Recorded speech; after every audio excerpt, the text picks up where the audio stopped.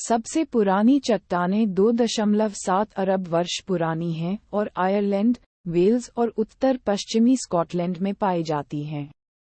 12 Silurian काल के दौरान उत्तर पश्चिम दक्षिण पूर्व से टकराया, जो एक अलग महाद्वीपीय भूभाग का हिस्सा था। द्वीपों की स्थलाकृति वैश्विक मानकों के अनुसार मामूली है। बेन नेविस, सबसे ऊंचा पर्वत, केवल 1345 मीटर 4413 फीट ऊंचा है, और लफनेग, जो द्वीप समूह की अन्य झीलों की तुलना में काफी बड़ा है, 390 वर्ग किलोमीटर 151 वर्ग मीटर को कवर करता है। जलवायु समशीतोष्ण समुद्री है, जिसमें ठंडी सर्दियां और गर्म ग्रीष्मकाल होते हैं। उत्तरी अटलांटिक धारा महत्वपूर्ण आर्द्रता और तापमान लाती है, अक्षांश के लिए वैश्विक औसत से 11 डिग्री सेल्सियस 20 डिग्री फ़ारेनहाइट ऊपर। इससे एक ऐसा परिदृश्य सामने आया जो लंबे समय तक समशीतोष्ण आर्द्र भूमि पर हावी रहा।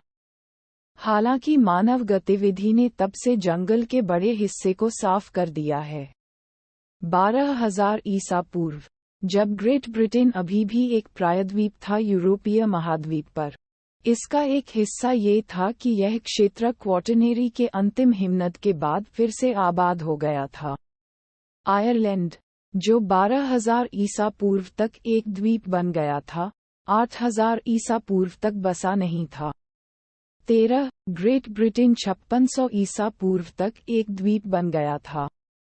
हाइबर्नी, आयरलैंड, पिक्ट्स, उत्तरी ब्रिटेन, और ब्रितान, दक्षिणी ब्रिटेन, सभी द्वीपीय सेल्टिक भाषाएं बोलते हैं। 14 पहली सहस्राब्दी ईसा पूर्व में द्वीपों पर बसे हुए थे। ब्रिटेन के कब्जे वाले अधिकांश ब्रिटेन को रोमन साम्राज्य ने जीत लिया था 43 ईस्वी से आगे। 5वीं शताब्दी में पहले एंग्लो सैक्सन का आगमन हुआ, क्योंकि रोमन शक्ति में गिरावट आई और अंततः अब इंग्लैंड के अधिकांश हिस्से पर उनका प्रभुत्व हो गया।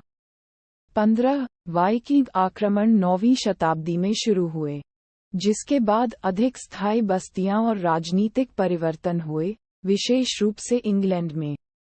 1066 में इंग्लैंड की नॉर्मन विजय और उसके बाद 1169 में आयरलैंड की विजय। 1066 में इंग्लैंड की नॉर्मन विजय और उसके बाद 1169 में आयरलैंड की एंजविन की आंशिक विजय ने ब्रिटेन और आयरलैंड के कुछ हिस्सों पर एक नया नॉर्मन शासक अभिजात वर्ग लागू किया। मध्य युग के अंत में ग्रेट ब्रिटेन को इंग्लैंड के साम्राज्य और किंगडम के साम्राज्य में विभाजित किया गया था स्कॉटलैंड का, जबकि आयरलैंड पर गैलिक साम्राज्य का नियंत्रण था। हाइबर्नो नॉर्मन लॉर्ड्स और आयरलैंड के अंग्रेजी शासित प्रभुत्व का प्रवाह था, जो जल्द ही पेल तक ही सीमित हो गया।